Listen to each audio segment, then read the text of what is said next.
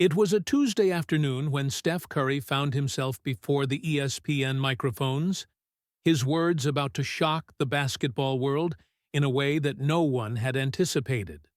Beside him, a pile of negative comments about Dillon Brooks printed from social media, visual evidence of the narrative he was about to completely challenge. To understand why Steph Curry, the most respected and beloved player in the NBA, was about to publicly defend the most controversial and criticized player in the league, we need to know a story that will change your perspective on judgments, second chances, and what it really means to know the heart of a person. You can perceive that sometimes the people who most need defense are exactly those whom the world has decided don't deserve a second chance, when the courage to speak for someone unpopular becomes the ultimate test of our own character and values. Dillon Brooks had become, without contest, the most hated man in the NBA. Not because of personal scandals or problems with the law, but because of his intense playing style that frequently crossed the line between fierce competition and questionable aggression. Every flagrant foul, every heated confrontation, every exchange of words with opponents was amplified by the media and transformed into evidence that he was fundamentally different, dirtier, more malicious, more problematic than other players. Social media had become a constant court where Brooks was judged and condemned daily. Fans created compilations of his most controversial moments. Analysts debated whether he had a place in a league trying to move away from dangerous plays. Commentators suggested he represented everything bad about modern basketball. Dirty player, goon, shouldn't be in the league. These were the gentlest phrases used to describe him. The narrative had solidified so much that even normal plays by Brooks were scrutinized and interpreted through the lens of his established reputation. How is it possible for a player to become so universally despised that his very presence on court generates controversy before any action? Brooks had achieved this dubious status through a combination of questionable plays, bad timing, and the natural human tendency to create villains in sports narratives. Robert Kim, veteran ESPN analyst, had spent the last week compiling evidence of Brooks's toxicity for a special segment. "He's a problem for the league," Kim had declared during a live program. "Young people watch these games and think this kind of behavior is acceptable." James Wilson, former player turned commentator, was even more direct. "Brooks represents everything that's wrong with modern players: lack of respect, inflated ego, and willingness to hurt others to win games." Tyler Brooks, reporter specialized in NBA coverage, had written a series of articles documenting every incident involving Dillon, creating a compelling narrative of problematic behavioral patterns. "The numbers don't lie," he had written. "Brooks is involved in more altercations per game than any other active player."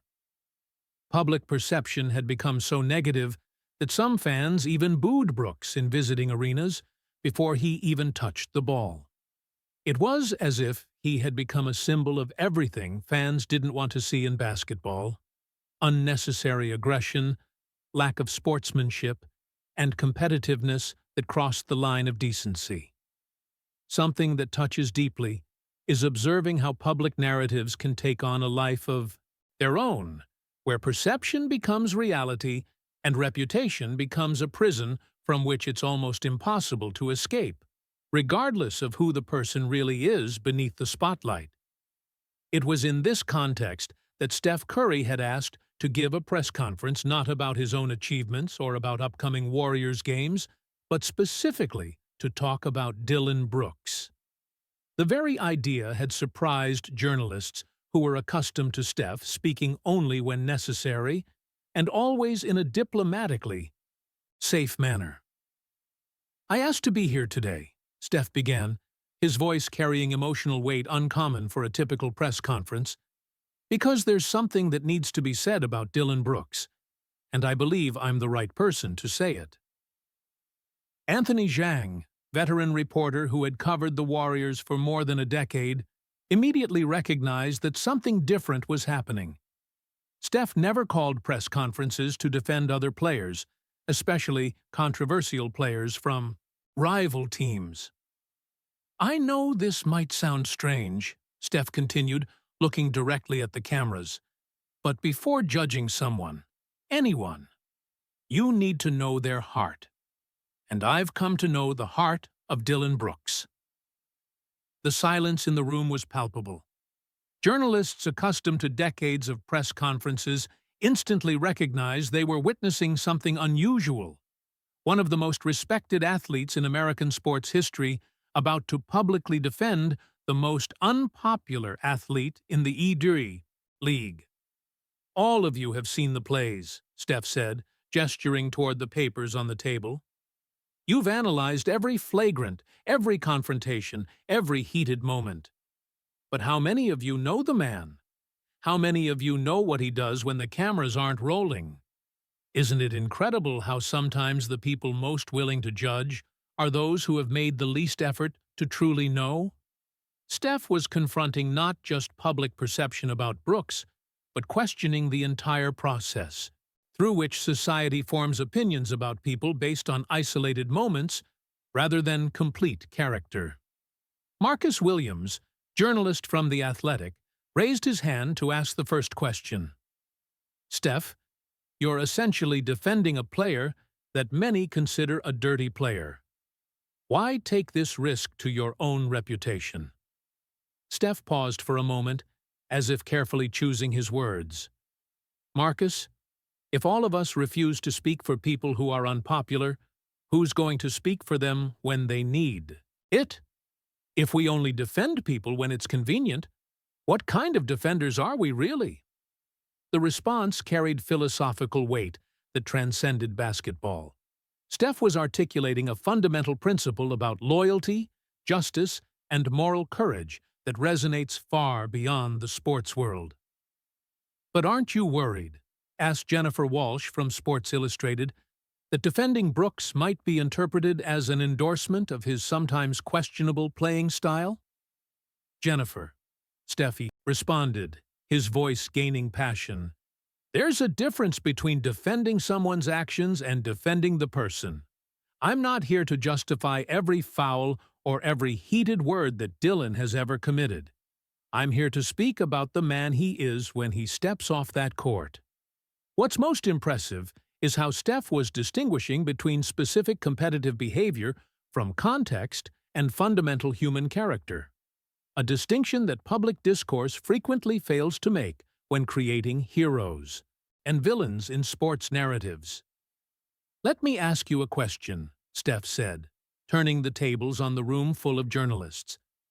"How many of you have ever done something in the heat of the moment, in a moment of competition, that doesn't represent who you really are? How many of you would like to be defined forever by the worst moment someone captured on camera?" The silence that followed was revealing. Steph had touched a nerve because every person in that room, every person watching, could identify with being judged by isolated moments instead of general character. "We all need grace," Steph continued, his voice carrying conviction that came from deep personal belief. "We all need people willing to see beyond our mistakes and see our hearts. And if we're not willing to give that grace to others, how can we expect to receive it for ourselves?" Sarah Mitchell, veteran reporter who had covered the NBA for 2 decades, recognized she was witnessing something extraordinary.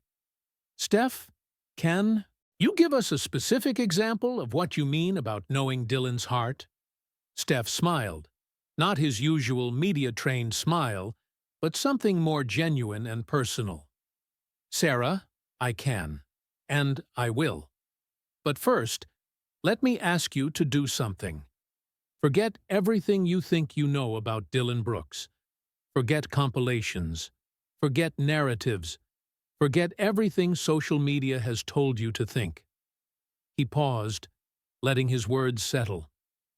Because tomorrow, I'm going to tell you a story that will change everything. A story that shows who Dillon Brooks really is when no one is looking. A story that proves that sometimes the people we're quickest to judge are the people who most deserve our love. Naturally, this leads us to understand that the most powerful defense of someone's character doesn't come from denying their mistakes, but from revealing the depth of their humanity that transcends any isolated action or moment of questionable judgment. If we love our neighbor, Steph concluded, standing up to signal the end of the press conference, we have to be willing to love all of them, even those who seem difficult to love, especially those who seem difficult to love. As journalists packed up their equipment, many were already mentally rewriting their planned stories. Steph Curry had just spent 15 minutes defending the most hated player in the NBA, and he had done it in a way that challenged not just their perception of Dillon Brooks, but their entire approach to judging public figures. Tyler Brooks, the reporter who had spent months building a case against Dillon's character, found himself questioning whether he had been fair in his coverage. If Steph Curry, a man universally respected for his character and judgment, was willing to risk his reputation defending Dillon, perhaps there was a story that hadn't been told. And somewhere in Memphis, Dillon Brooks was watching a replay of the press conference, tears in his eyes as he realized that after months of feeling alone against the world's judgment, the most respected player in the league had chosen to stand by his side. Not because of something he had asked for, but because someone had bothered to see beyond the surface and recognize a heart that few people had taken the time to discover. When you choose to love instead of judge, you discover that every villain has a story that needs to be heard. And Steph Curry was about to tell a story that would force everyone to reconsider not just their opinion of Dillon Brooks, but their entire approach to how we judge and love people who seem impossible to love. It was a rainy October morning when Steph Curry found himself in a situation that would forever change his perspective on judgments, second chances, and what it really means to know the heart of a person. He was leaving a Starbucks in downtown Portland after the Warriors' morning practice when he saw something that made him stop completely in the middle of the sidewalk. Dillon Brooks was sitting at an outside table, completely absorbed in a conversation with an elderly woman who was holding a worn photo between her hands. What caught Steph's attention wasn't Brooks's presence.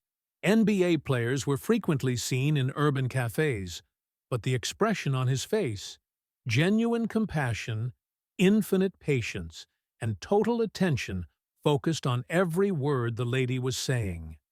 You can perceive that sometimes God places us in positions to witness moments that completely challenge our preconceived perceptions, moments when we're forced to confront the difference between the person we think we know and the person who actually exists before our eyes. Steph watched for several minutes, initially curious, then gradually moved by the interaction he was witnessing. The lady was clearly in emotional distress, tears running down her face as she pointed to the photo. Dillon leaned toward her, occasionally placing a comforting hand on her shoulder, listening with an intensity that Steph had rarely seen outside of intimate family contexts. The rain began to fall harder, making other people run for shelter. But Dillon simply took off his jacket and placed it over the elderly woman's shoulders, continuing the conversation as if time and weather were irrelevant compared to the human need before him. I've always believed that you know a person by what they do when no one is looking. Steph would reflect later about that moment. That day, I saw who Dillon Brooks really was, when he thought no one important was paying attention. Something that touches deeply is realizing how casual moments of observation can reveal aspects of human character that years of superficial interaction never manage to discover. How spontaneous acts of kindness frequently reveal more about someone than carefully constructed public personas. When the conversation finally ended, Steph saw Dillon gently hug the lady, then discreetly place something in her hand. Probably money, though Steph couldn't be sure from the distance. The woman tried to refuse, but Dillon insisted with smiles and gestures that clearly communicated that this generosity came from the heart, not from obligation. In that moment, Steph made a decision that would change everything. Instead of simply observing from afar and forming an opinion based on an isolated moment, he decided to approach and actually get to know the man he had just witnessed, demonstrating extraordinary compassion. "Dillon," Steph said, approaching the table after the lady had left. "Sorry to interrupt, but I couldn't help but notice what I just witnessed was something incredible." Dillon looked surprised, not just to see Steph Curry approaching, but by the genuine expression of admiration on his face. "Steph, man, it wasn't a big deal. Just sometimes people need someone to listen, you know?" The humble response surprised Steph. Here was a player whom the media painted as arrogant and problematic, downplaying the merit of an act of genuine compassion as if it were the most natural thing in the world. "Can I ask who that lady was?" Steph inquired, genuinely curious about the story behind what he had witnessed. Dillon hesitated for a moment, clearly uncomfortable with attention focused on his good deed. "She's Mrs. Rodriguez. Lost her son in Afghanistan 2 years ago. She comes here every Tuesday because this was his favorite coffee shop. Sometimes she just needs someone to talk about him." How is it possible that someone painted by the media as selfish and problematic is spending his Tuesday mornings providing comfort to a grieving mother he doesn't even know personally? Steph was beginning to understand that the narrative about Dillon Brooks might be fundamentally flawed. "Do you do this regularly?" Steph asked, sitting in the chair that Mrs. Rodriguez had vacated. "It's not a big deal," Dillon replied, clearly wanting to change the subject. "It's just, if we can help people when they're suffering, why wouldn't we? Everyone deserves to have someone who cares." The simplicity and sincerity of the response hit Steph like a revelation. Here was a principle he had been raised to believe. Love your neighbor as yourself, being lived in the most natural and effortless way by a person the world had decided was a villain. "Dillon," Steph said, choosing his words carefully, "can I be honest with you about something?" "Sure, man. Go ahead." "I had impressions about you based on what I see on the court and what the media says, but what I just witnessed, this changes everything for me. Would you be open to grabbing coffee sometime? I genuinely want to know more about who you really are." Dillon's face lit up with surprise and genuine pleasure. "Steph, I'd love that. Honestly, man, it's been hard dealing with all the negativity. It means a lot that you want to know me beyond basketball." For the next 2 hours, sitting in that Starbucks while the rain continued to fall, Steph discovered layers of Dillon Brooks that contradicted every assumption he had made. He learned about Dillon's childhood in Canada, raised by a single mother who worked 3 jobs to support the family. He heard about scholarships Dillon had earned not just through athletic ability, but through academic excellence and community service. "My mom always told me," Dillon shared, "that if you have the ability to help others, it's not optional, it's a responsibility. She said God gives us gifts, not just for ourselves, but to serve the people around us." What's most impressive is how authentic faith and values frequently manifest in actions rather than words, how people who genuinely live principles of love and service rarely feel the need to announce their good deeds because they see them as a natural extension of who they are. Steph learned that Dillon had been silently supporting 3 families in his hometown whose main providers had lost jobs during the pandemic. He discovered that Dillon spent the off-season volunteering in youth programs, mentoring at-risk teenagers who reminded him of his younger self. He found out that Dillon had paid for the complete education of 2 students who couldn't afford university tuition. "But why keep all this secret?" Steph asked. "This kind of work could really help your public image." Dillon shook his head. "Steph, the moment you start doing good things for credit, they stop being good things. They become publicity. My mom taught me that when you help people, you do it because it's right, not because it makes you look good. Naturally, this leads us to understand that the most authentic expressions of love and service happen in the shadows, away from cameras and praise, where motivation cannot be questioned, and impact is measured not in public recognition, but in lives actually touched and transformed." "There's something else," Dillon said, hesitating as if uncertain about continuing. "Something I've never told the media, because, well, because it's personal." "What is it?" Steph asked, recognizing vulnerability in Dillon's voice. "Every flagrant foul, every heated moment the media talks about, most of them happen when opposing players say something about my family, especially my mother. I know I should handle it better, but when someone disrespects the woman who sacrificed everything to raise me—" Dillon's voice trailed off. Steph felt a piece of the puzzle click into place. "So you're not losing your temper because you're malicious. You're losing it because you're protective." "Exactly. And I know that doesn't excuse bad decisions, but sometimes when you've watched your mother work herself to exhaustion just to keep a roof over your head, hearing someone speak badly about her triggers something I'm still learning to control.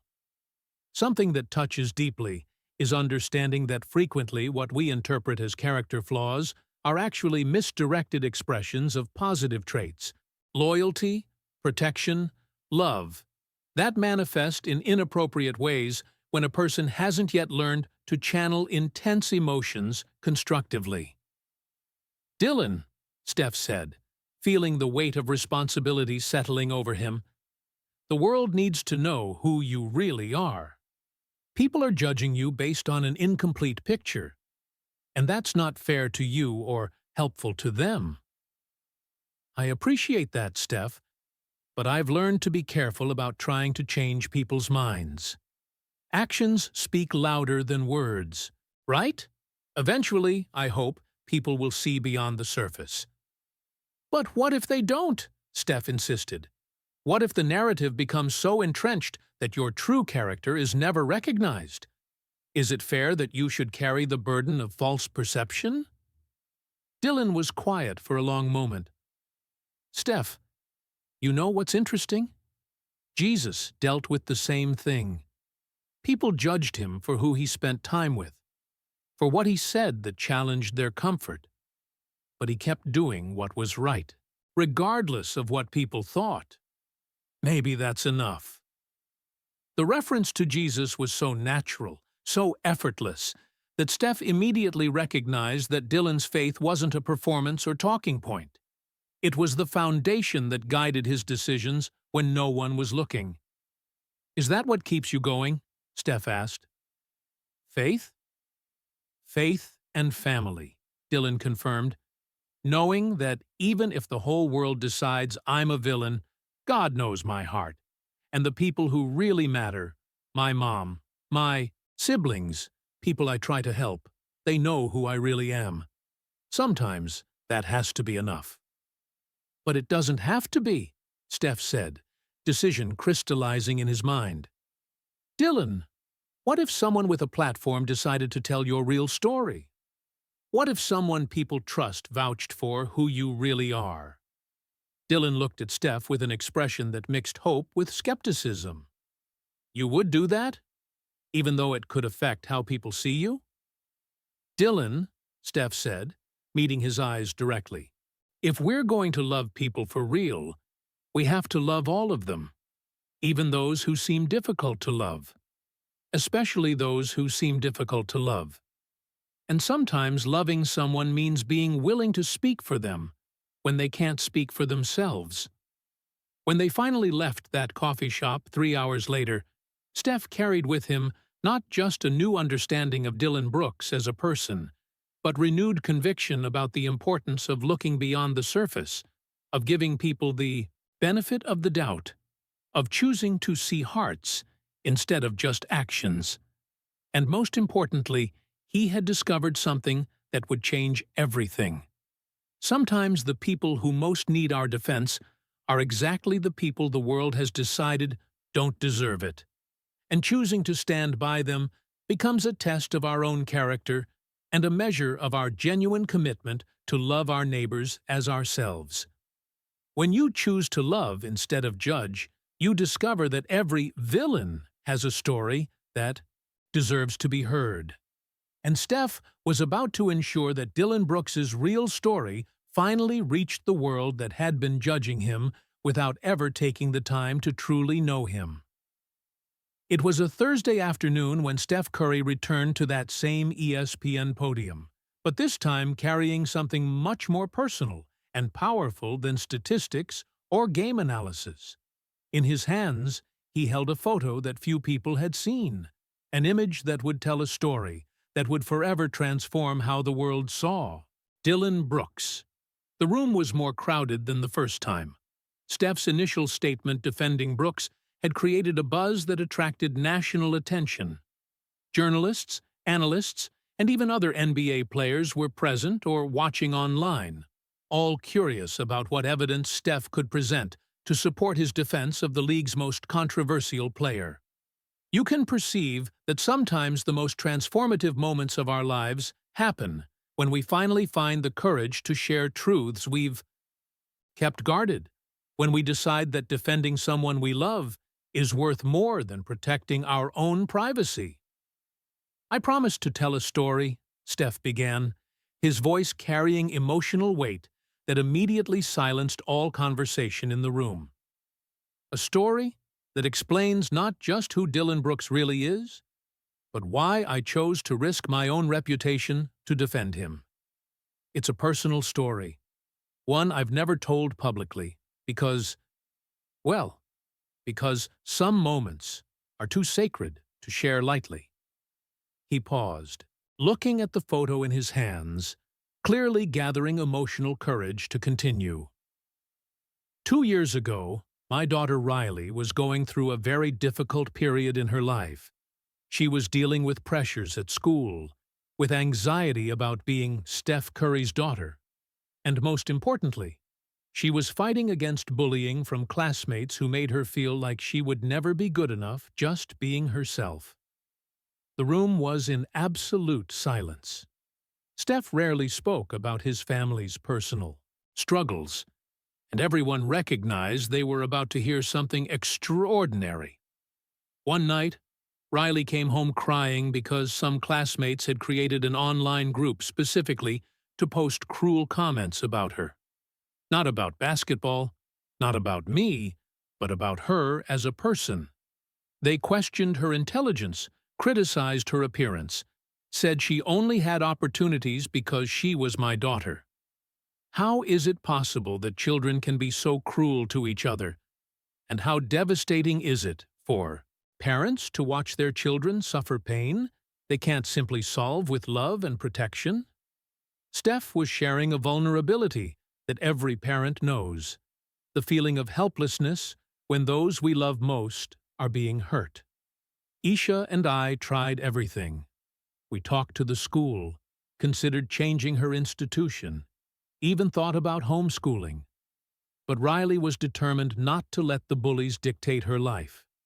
She wanted to stay and prove she was stronger than their cruelty. Steph wiped tears from his eyes before continuing, his emotion making the impact of his words even more powerful. "It was during this period that something happened that I'll never forget. We were playing against Memphis, and after a particularly intense game where Dillon and I had some heated words on the court, I was in the parking lot waiting for Isha and the girls when Dillon approached me. The irony wasn't lost on anyone in the room that this story apparently began with a confrontation between Steph and Dillon, exactly the type of moment the media normally used as evidence of Brooks's problematic character. I expected him to come discuss something that had happened during the game. Instead, he said something that caught me completely off guard. "Steph, can I talk to you about your daughter?" The silence in the room intensified. How could Dillon Brooks know about personal problems the Curry family had kept private? Apparently, Steph continued, Dillon's daughter attended the same school as Riley, and she had told her father about the bullying she was witnessing.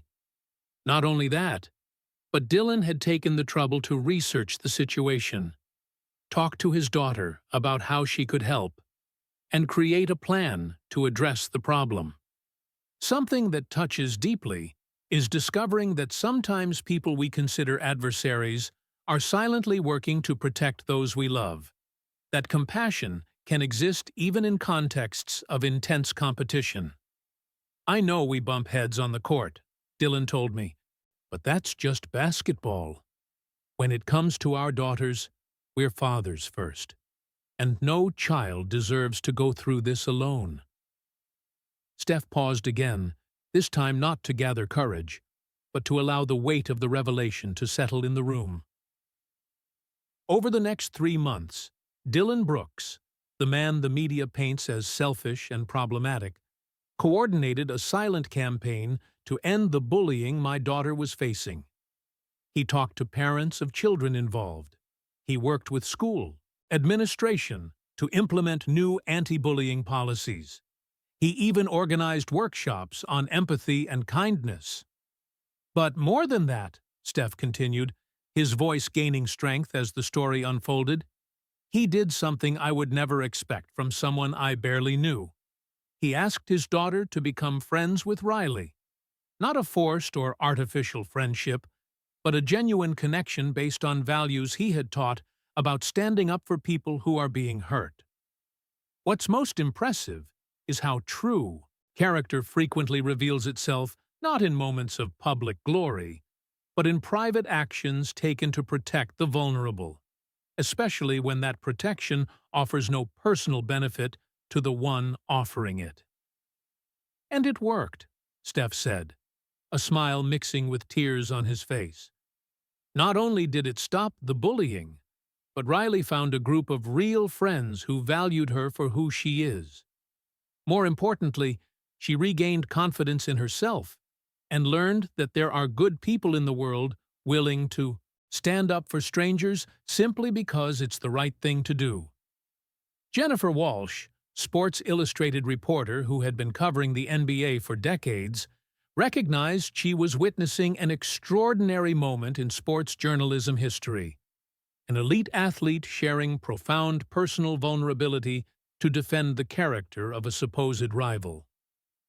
"But here's the part of the story that really changed everything for me," Steph said, raising the photo he had been holding. 6 months after the bullying stopped, Riley organized a birthday party. She insisted she wanted to invite Mr. Brooks because, in her words, he helped me when I needed it most. Steph showed the photo to the cameras, an image of Dillon Brooks sitting at a children's birthday party, surrounded by laughing girls, clearly uncomfortable with the attention but obviously happy to be there. "Dillon showed up," Steph said, his voice breaking with emotion. "A man who had just finished an exhausting season, who could have been doing anything with his free time, spent 3 hours at a 13-year-old girl's birthday party because she had asked him to come. Naturally, this leads us to understand that sometimes the most accurate measures of human character are found not in public achievements or moments of glory, but in willingness to show up for people when they need us, even when it's inconvenient or doesn't benefit us personally." "And you know what he did during the party?"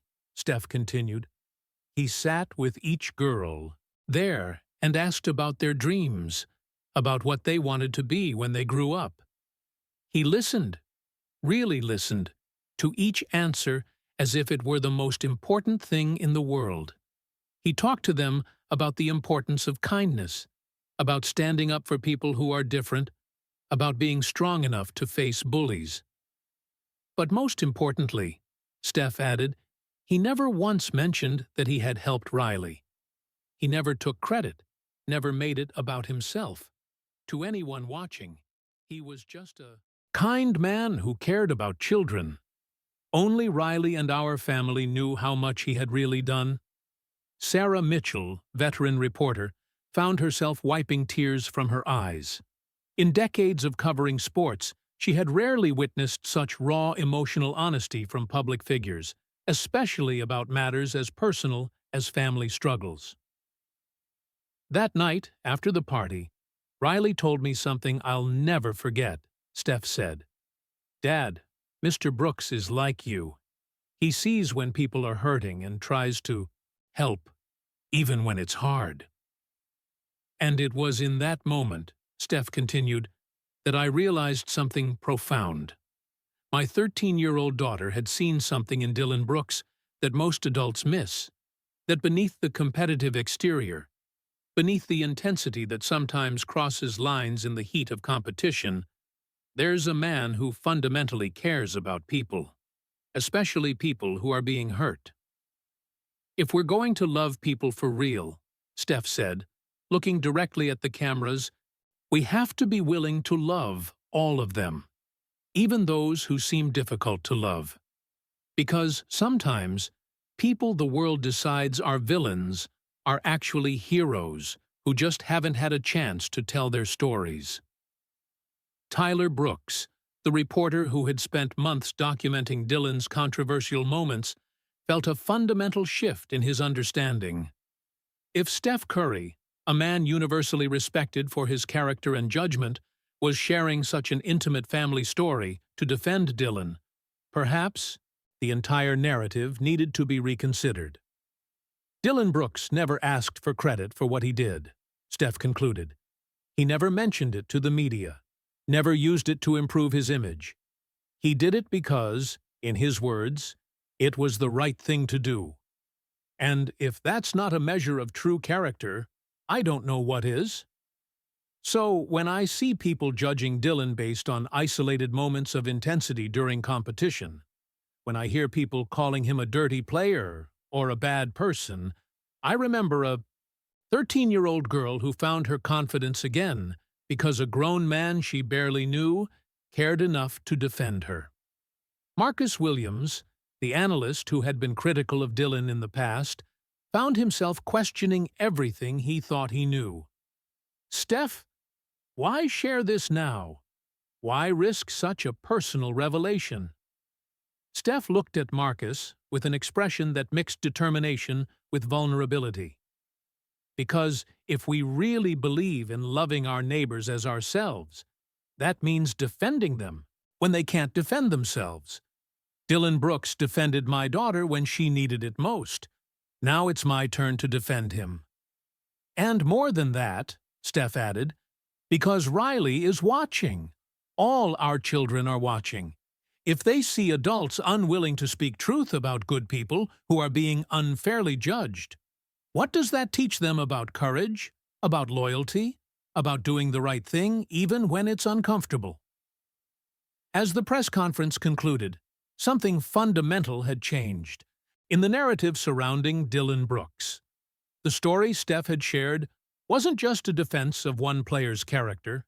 It was a masterclass on how real love manifests, on how true character reveals itself in private moments, on how the choice to see good in people can transform not just our perception, but our entire approach to relationships and compassion. And somewhere in Memphis, Dillon Brooks was watching the replay with tears streaming down his face, not because his reputation might finally be rehabilitated, but because Riley Curry, now 15 years old and thriving, had sent a simple message. Thank you for always seeing the best in people, Mr. Brooks. You taught me what true kindness looks like. When you choose to love instead of judge, you discover that every villain has a story that deserves to be heard. And sometimes those stories teach us more about our own character than about the character of the person we were judging. In the end, Steph Curry didn't just change public perception about Dillon Brooks. He showed us a new way to see each other, based on love that seeks to understand instead of condemn, that offers second chances instead of final judgments, and that recognizes we are all much more complex, flawed, and beautiful than any simple narrative could ever capture. In the 48 hours that followed Steph Curry's revelation, something extraordinary happened in the basketball world and beyond it. The story about Dillon Brooks defending Riley Curry didn't just go viral on social media. It triggered an avalanche of similar stories that had remained hidden for years, revealing a pattern of silent kindness that completely contradicted the public narrative about the man the media had painted as the NBA's villain. The first to speak out was Kevin O'Connor, veteran center who had played against Dillon on multiple occasions. In a touching Instagram post, Kevin shared a photo of Dillon visiting his son in the hospital during leukemia treatment, accompanied by a caption that shocked his followers. You can perceive that sometimes when one person finds the courage to speak truth about someone's hidden goodness, it creates a domino effect that encourages others to share their own experiences of compassion they witnessed, revealing patterns of character that were always present but never publicly recognized. Dillon Brooks spent 3 hours reading to my 7-year-old son when Jacob was at his weakest, Kevin wrote. He brought books, games, and most importantly, he brought hope to a boy who was losing the will to fight. He did this without cameras, without publicity, without asking for anything in return. When Jacob beat leukemia, the first person he wanted to thank was Mr. Dillon. Kevin's revelation opened the floodgates. Within hours, dozens of similar stories began emerging from throughout the league, and from communities where Dillon had played throughout his career. Carlos Mendez, former teammate in Memphis, shared how Dillon had secretly paid for the funeral of an arena employee's mother when the family couldn't afford the costs. He asked me not to tell anyone, Carlos wrote. Said it wasn't about him getting credit, it was about the family having dignity during their hardest moment. Amanda Foster, nurse at Memphis Children's Hospital, posted an emotional video describing Dillon's regular visits during the off-season. He came every Tuesday for 2 years, not for photo ops or official charity events, but just to sit with children who were struggling. Some never knew he was a famous player. To them, he was just Uncle Dillon who cared. How is it possible that a person consistently portrayed as problematic and selfish had maintained such an extensive network of silent kindness for years without the media or public knowing? The answer was becoming clear. Dillon Brooks had deliberately kept his charitable actions private, believing that good deeds done for public recognition cease to be genuinely good. Something that touches deeply is discovering that sometimes the most publicly criticized people are those who most silently serve others, as if there were an inverse correlation between seeking public credit and the authenticity of demonstrated compassion. The momentum continued growing. Diana Thompson, sports psychologist who worked with professional athletes, shared a profound observation in an article for The Athletic. In 15 years working with NBA players, I've rarely seen someone who so consistently separated competitive persona from personal character. Dillon understands that intensity on the court is part of the game, but kindness off it is part of who he is as a human being. Pastor Carlos Martinez, who led the church Dillon attended when he was in Memphis, finally felt authorized to speak publicly about the man he had known for the past 5 years. Dillon comes to church not to be seen, but to serve. He works in the kitchen during community dinners, helps with building repairs, and mentors young people who are at risk. He lives Christian principles through actions, not just words. The pastor's statement resonated particularly strongly because it confirmed what Steph had intuited. Dillon's faith wasn't public performance, but personal conviction that guided his choices when no one was watching. During an interview on Tyler Brooks's podcast, Pastor Martinez elaborated on the philosophy he had observed Dillon practice consistently. He often quotes the verse from Matthew about not letting your left hand know what your right hand is doing when giving to charity. For Dillon, the moment you do something good for recognition, it stops being genuinely good. What's most impressive is how authentic spiritual principles manifest not in public proclamations or religious performances, but in consistent patterns of serving others without seeking credit, of loving neighbors as oneself in practical and tangible ways. The most significant transformation, however, happened in media coverage itself. Journalists who had spent years focusing exclusively on Dillon's controversial moments began revisiting their own approaches to reporting about athletes. Anthony Zhang, ESPN reporter, who had been particularly critical, published a self-critical article titled, "How I Helped Create a Villain Who Didn't Exist." In the article, he admitted, "We, as media, became so focused on creating simple narratives of heroes and villains that we stopped looking for real human complexity." Dillon Brooks became a convenient villain because his competitive intensity fit the character we wanted him to represent. Sarah Mitchell, veteran journalist who had covered the NBA for 3 decades, used the situation to make a broader observation about media responsibility. Dillon Brooks's story should serve as a reminder that behind every athlete is a complete human being with virtues and flaws, with moments of greatness and moments of weakness. Our responsibility is to capture that complete humanity, not just aspects that fit the narratives we want to tell. Naturally, this leads us to understand that when we choose to see people through the lens of love instead of judgment, we discover complexities and beauties of character that simplified narratives never managed to capture, revealing that we are all much more than our worst moments or our best public image. 2 weeks after Steph's revelation, the NBA organized a special event during a nationally televised game where several players spoke about the importance of looking beyond the surface to know the true character of colleagues. The most touching moment came when Steph and Dillon appeared together on the court, not as rivals, but as friends united by shared experience of fatherhood and mutual values. "I learned something important through this experience," Steph said to the national audience. "When we judge people based only on what we see in moments of intense competition, we lose the opportunity to know hearts that can surprise us in beautiful ways.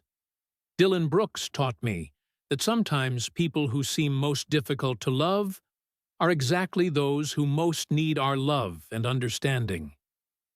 Dillon, clearly emotional but determined to use the moment to teach something important, responded, "Steph didn't just defend my character. He showed me what it means to love your neighbor as yourself even when it's difficult. That's what Jesus called us to do.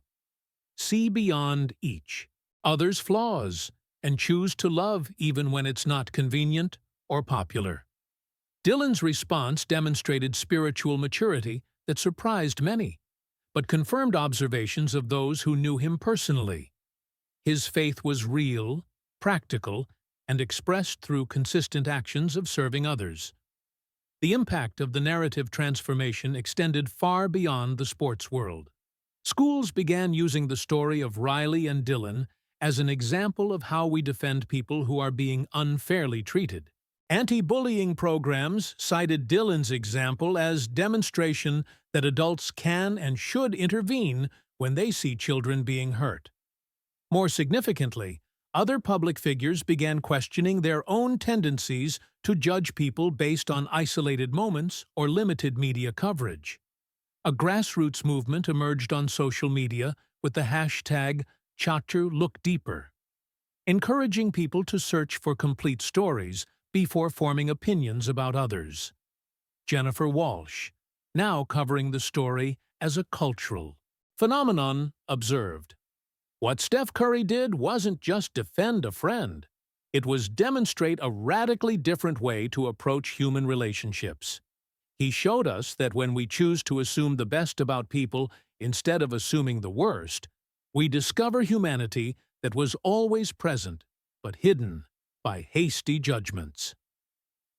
6 months later, when the NBA season came to an end, Dillon Brooks had become one of the most respected players in the league. Not because his playing style had changed, but because people finally knew the man behind the competitor. He still played with the same intensity, still occasionally crossed the line in heated moments, but now these actions were viewed through a lens of understanding about his complete character. More importantly, Dillon used his new platform and respect to do even more good. He established an official foundation focused on combating school bullying and supporting families of sick children. He began speaking publicly about the importance of giving second chances and seeing people through eyes of compassion. During the foundation's launch ceremony, Dillon made a statement that encapsulated the lesson the entire experience had taught. Jesus told us to love our enemies, to turn the other cheek when we're attacked. But Steph Curry showed me something even deeper, that sometimes people we think are enemies are actually friends we just haven't had the opportunity to truly know. When we treat people like family, he continued, echoing words Steph had said months before, they become family. When we choose to see the best in people instead of assuming the worst, we discover that the world is full of goodness that was hidden only by our own judgments. Steph's response, present at the ceremony with his entire family, brought the story full circle. If we truly love our neighbors as we love ourselves, we discover there really are no neighbors. There's just family we haven't recognized yet. Dillon taught me this through how he loved my daughter when she needed it. Now it's our responsibility to love other people in the same way.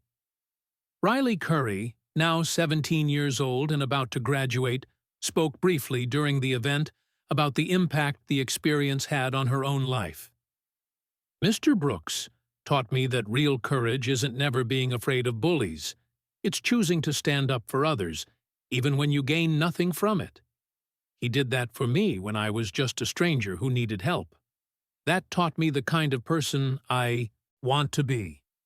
And so, a story that began with hasty judgments and simplified narratives transformed into a powerful lesson about the redemptive power of love that chooses to see beyond the surface. Dillon Brooks never stopped being an intense competitor on the court, but the world finally knew the man who had always existed off it. Someone who understood that loving your neighbor as yourself sometimes means defending them when they can't defend themselves, protecting them when they're vulnerable, and seeing them as family even when everyone else sees them as an enemy. When you choose to love instead of judge, you discover that every villain has a story that deserves to be heard. And sometimes those stories teach us more about our own character than about the character of the person we were judging. In the end, Steph Curry didn't just change public perception about Dillon Brooks. He showed us a new way to see each other, based on love that seeks to understand instead of condemn, that offers second chances instead of final judgments, and that recognizes we are all much more complex, flawed, and beautiful than any simple narrative could ever capture.